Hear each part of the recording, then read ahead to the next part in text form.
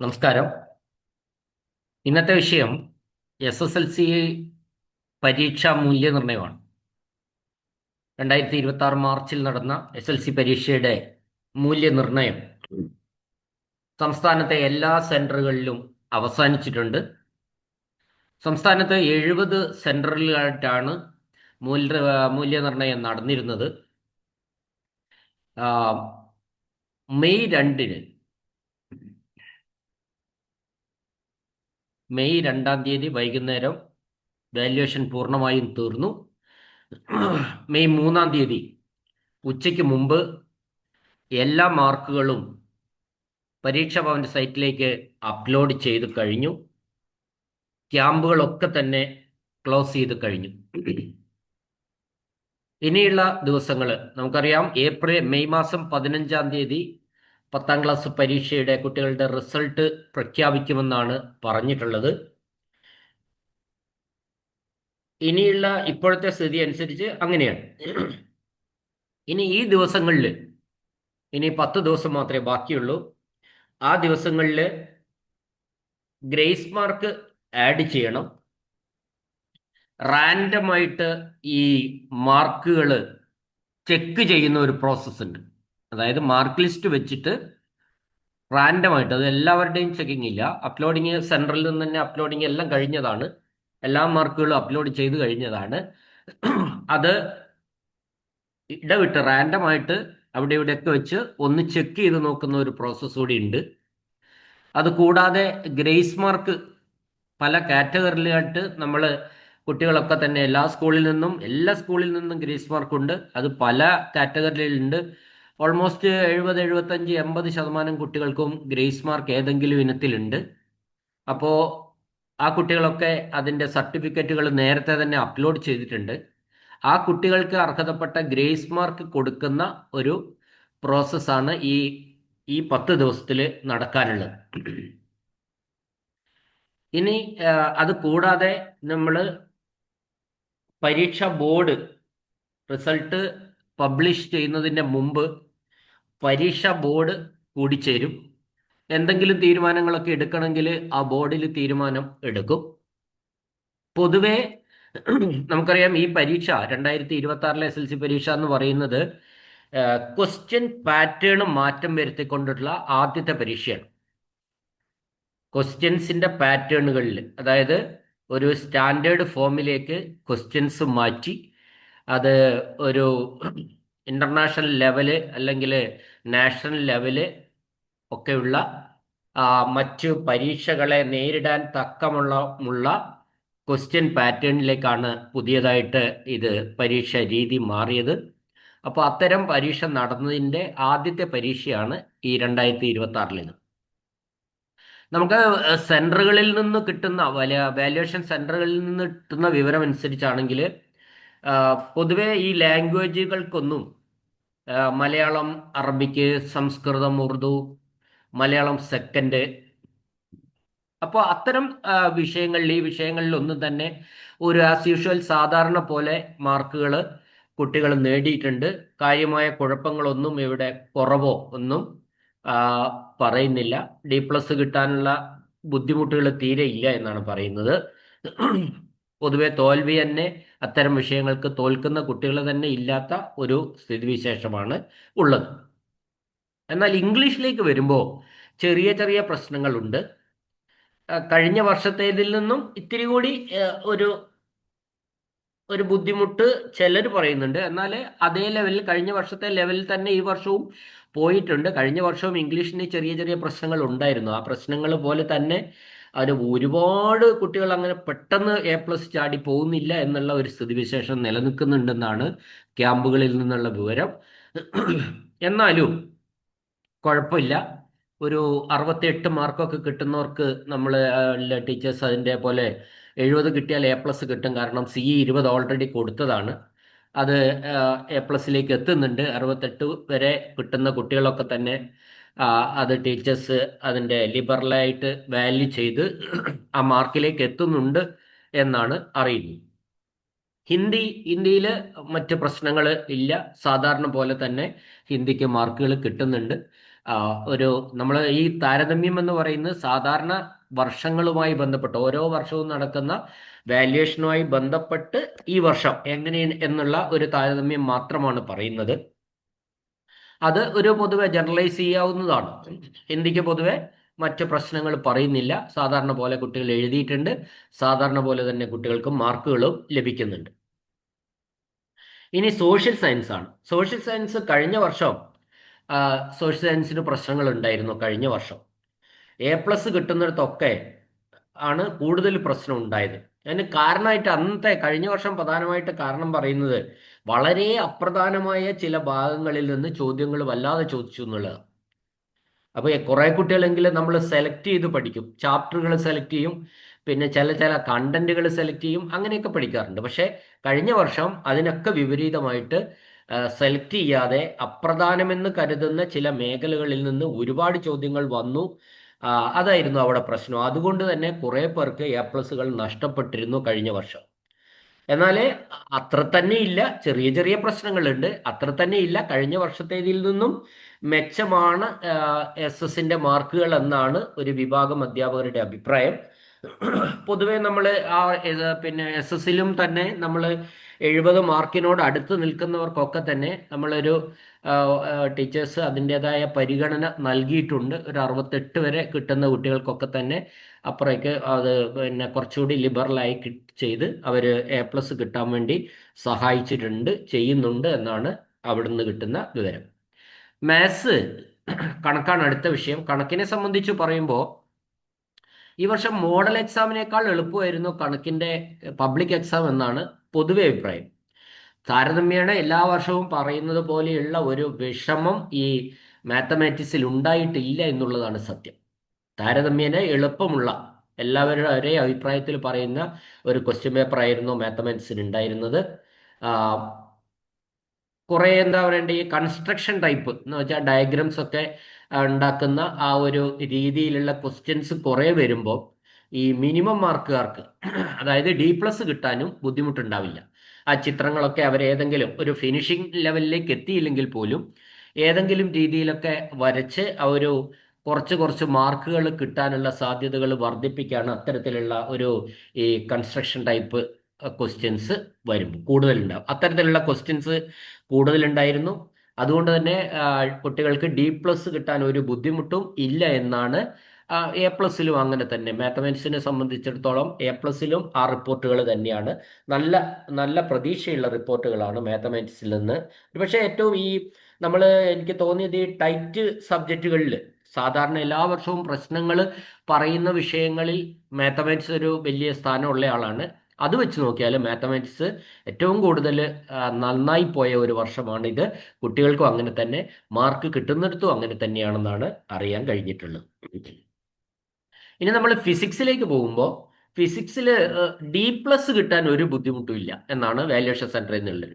കാരണം അത്തരത്തിൽ ആണ് അതിൻ്റെ ക്വസ്റ്റ്യൻസ് അങ്ങനെയായിരുന്നു. എന്നാൽ A+കളുടെ എണ്ണം കഴിഞ്ഞ വർഷത്തേതിൽ നിന്നും ഇത്തിരി കൂടി കുറഞ്ഞിട്ടുണ്ടെന്നാണ് പറയപ്പെടുന്നു. ഫിസിക്സിൽ A+ വല്ലാതെ ഇല്ല, എന്നാൽ ചെറിയ ഒരു കുറവ് നേരിടുന്നുണ്ടോ എന്നൊരു സംശയമാണ് അവിടെ നിന്നുള്ള നോക്കിയിട്ടുള്ള അധ്യാപകര്. കഴിഞ്ഞ വർഷവും പ്രശ്നം ഉണ്ടായിരുന്നു. ചില ക്വസ്റ്റ്യൻസ് ഉദ്ദേശിച്ച ക്വസ്റ്റ്യന്റെ ഉദ്ദേശിച്ച ആൻസറുകളിലേക്ക് കുട്ടികളെ പലപ്പോഴും എത്താതെ വന്നിരുന്നു കഴിഞ്ഞ വർഷം ചില ചോദ്യങ്ങളിൽ.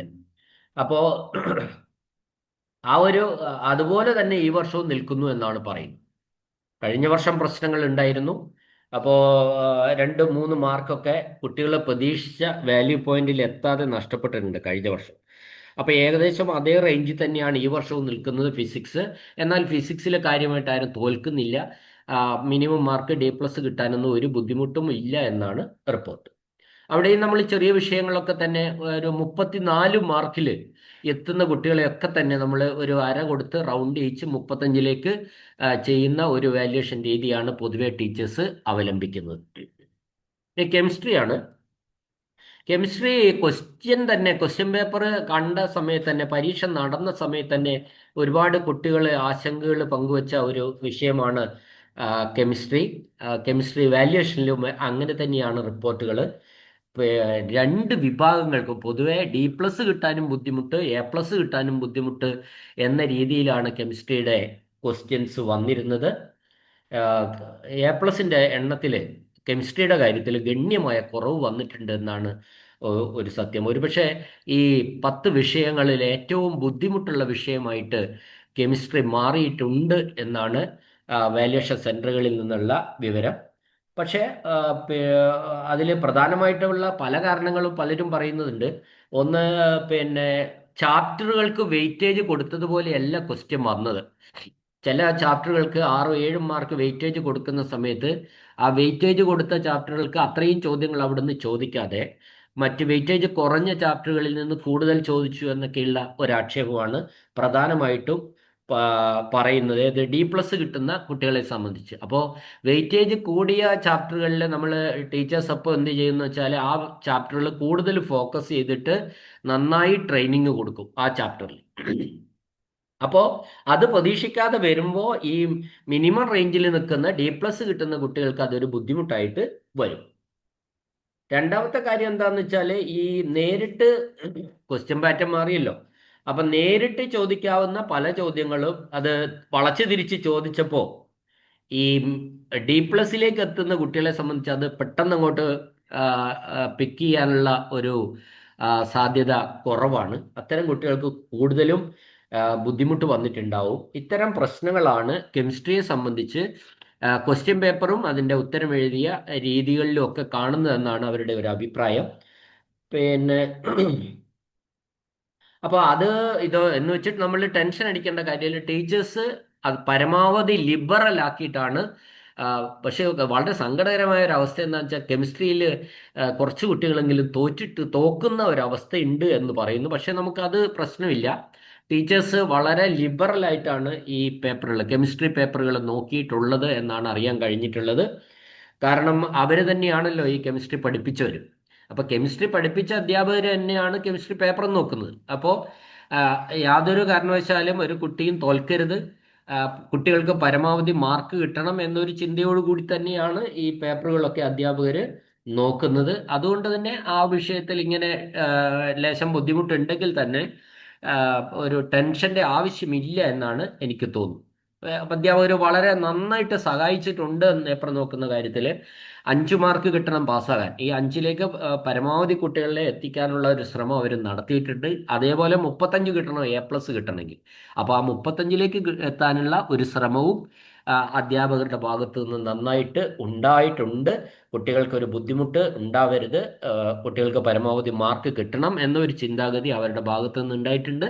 അതുകൊണ്ട് തന്നെ വളരെ ലിബറൽ ആയിട്ടുള്ള ഒരു വാല്യുവേഷനാണ് കെമിസ്ട്രിയിൽ ഉണ്ടായിട്ടുള്ളത് എന്നാണ് മനസ്സിലാക്കാൻ കഴിയുന്നത്. അതുകൊണ്ട് തന്നെ കുട്ടികൾക്ക് ടെൻഷൻ വേണ്ട. ഇങ്ങനെയൊക്കെ ആണെങ്കിൽ ബയോളജിയിൽ ഒരു ശരാശരി നിലവാരം, സാധാരണ വർഷത്തെ നിലവാരം തന്നെ മാർക്കിലും കാണുന്നുണ്ട്. പ്രതീക്ഷിച്ച പോലെയുള്ള മാർക്കുകൾ കിട്ടുന്നുണ്ട്. വലിയ കുഴപ്പമില്ല എന്നാണ് ബയോളജി പേപ്പറിനെ പറ്റി ഉള്ള റിപ്പോർട്ട്.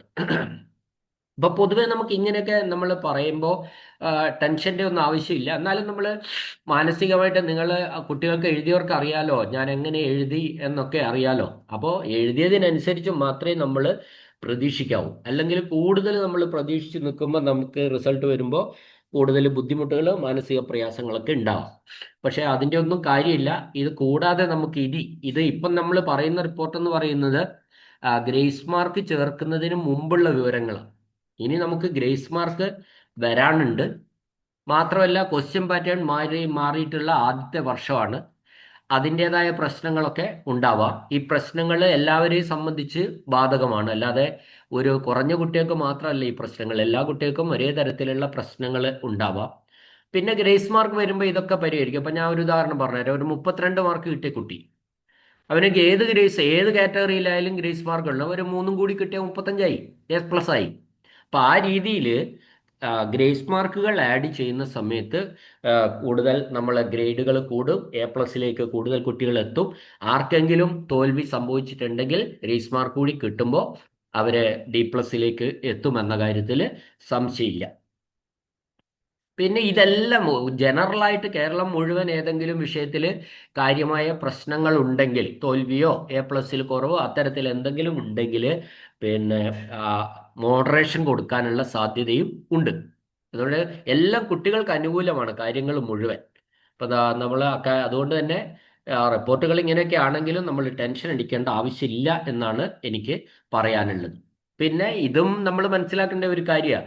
ഒരു A+ പോയി, 9 A+ ഉണ്ട്, ഒരു A+ പോയി, അതുകൊണ്ട് ടെൻഷന്റെ ആവശ്യമൊന്നുമില്ല. അതൊക്കെ ഒരു സാങ്കേതികത്വം മാത്രമാണ്. 10ാം ക്ലാസ്സിലെ പരീക്ഷ എന്ന് പറയുന്നത് നമ്മുടെ ജീവിതത്തിലെ അവസാന പരീക്ഷയൊന്നുമല്ല. ഇനിയും പരീക്ഷ നമ്മൾ അടുത്ത ഘട്ടം നോക്കുക, +1 അഡ്മിഷൻ നേടുക. പിന്നെ അവിടെ +1 +2 ഏറ്റവും നല്ല ഗ്രേഡുകൾ വാങ്ങാൻ വേണ്ടി, കൂടുതൽ മാർക്കുകൾ വാങ്ങാൻ വേണ്ടി നമ്മൾ ശ്രദ്ധിക്കുക, നമ്മൾ പാസ് ചെയ്ത് പോവുക, അങ്ങനെയുള്ളൂ. അല്ലാതെ ഒരു കാര്യം മാത്രം നമ്മൾ ചിന്തിച്ച് ഏതെങ്കിലും ഒരു വിഷയത്തിന് ഒരു ചെറിയ ഗ്രേഡ് കുറഞ്ഞു പോയി എന്ന് വിചാരിച്ചിട്ടൊന്നും നമ്മൾ ടെൻഷൻ അടിക്കേണ്ട യാതൊരു ആവശ്യവും ഇല്ല. അപ്പോൾ നമുക്ക് ഞാനിവിടെ ഇത് മൊത്തത്തിൽ ക്യാമ്പിൽ നിന്നുള്ള എല്ലാ വിഷയങ്ങളെയും പറ്റിയിട്ടുള്ള ഒരു പൊതുചിത്രമാണ്. ഈ പൊതുചിത്രത്തിൽ നന്നായി എഴുതിയവർക്കൊക്കെ തന്നെ A+ എല്ലാ വിഷയങ്ങൾക്കും കിട്ടുന്നുണ്ട് എന്ന കാര്യവും നമ്മൾ മറക്കാതിരിക്കുക. അങ്ങനെയുണ്ട്. അപ്പോൾ നമ്മൾ ഇനി ഈ ചാനലിൽ നിങ്ങൾക്ക് ആവശ്യമുള്ള എല്ലാം, ഇത് ഞാൻ തരുന്ന വിവരങ്ങളൊക്കെ കൃത്യമായ, ഒരു ഗസ് അടിക്കുന്ന ഒരു വിവരങ്ങളും ഇതിലില്ല. കൃത്യമായ വിവരങ്ങൾ മാത്രമാണ് ഈ ചാനലിലൂടെ തരിക. പിന്നെ റിസൾട്ടിനെ പറ്റി, അതിൻ്റെ റിസൾട്ട് പ്രഖ്യാപിക്കുന്നതിന് മുമ്പുള്ള സൈറ്റുകൾ, മാർക്ക് ലിസ്റ്റുകൾ എങ്ങനെ കിട്ടും, SLC ബുക്കുകൾ എപ്പോൾ വരും, +1 അഡ്മിഷൻ എങ്ങനെയാണ്, ഏകജാലക സംവിധാനം എങ്ങനെയാണ്, അലോട്ട്മെന്റ് എങ്ങനെയാണ്, എല്ലാത്തിനെ പറ്റിയും കൃത്യമായ ഓരോ സമയത്തും ഈ ചാനലിലൂടെ നിങ്ങൾക്ക് അറിയിപ്പുകൾ തന്നുകൊണ്ടേയിരിക്കും. അതുകൊണ്ട് ഈ ചാനൽ ഇത് SLC +1 അഡ്മിഷൻ ആഗ്രഹിക്കുന്ന എല്ലാവരും ദയവായി ഈ ചാനൽ സബ്സ്ക്രൈബ് ചെയ്ത് വെക്കുക. കൃത്യമായ വിവരങ്ങൾ നിങ്ങൾക്ക് ഓരോ സമയത്തും തരും. നിങ്ങളുടെ സംശയങ്ങൾക്ക് പരിഹാരവും ഉണ്ടാവും. +1 അഡ്മിഷനിലേക്കൊക്കെ എത്തുമ്പോൾ നമ്മൾ ഓരോ അലോട്ട്മെന്റിലും നമുക്ക് കിട്ടാതെ വരുമ്പോഴാണ് അതിൻ്റെ ഒരു ബുദ്ധിമുട്ട് നമുക്ക് മനസ്സിലാകുക. അപ്പോൾ അത് പിന്നെ ഞാൻ എല്ലാ വർഷവും ഈ വീഡിയോ ഫുള്ളായിട്ട് ചെയ്യുന്നതാണ്, +1 അലോട്ട്മെന്റ്, ഏകജാലക സംവിധാനമൊക്കെ. അപ്പോൾ നിങ്ങൾക്ക് അത് കൂടുതൽ പ്രയോജനകരമായിരിക്കും. നിങ്ങൾ ദയവായി ഈ ചാനൽ സബ്സ്ക്രൈബ് ചെയ്ത് വെക്കുക. നിങ്ങൾക്ക് ആവശ്യമുള്ള എല്ലാ കാര്യങ്ങളും നിങ്ങളെ ചേരുന്നത് വരെ, +1 സ്കൂളിൽ ചേരുന്നത് വരെ നിങ്ങൾക്ക് ഈ അറിയിപ്പുകൾ സഹായകരമായിരിക്കും. ഇവിടെ അവസാനിപ്പിക്കുകയാണ്. എന്നെ കേട്ട എല്ലാ കുട്ടികൾക്കും രക്ഷിതാക്കൾക്കും നന്ദി, നമസ്കാരം.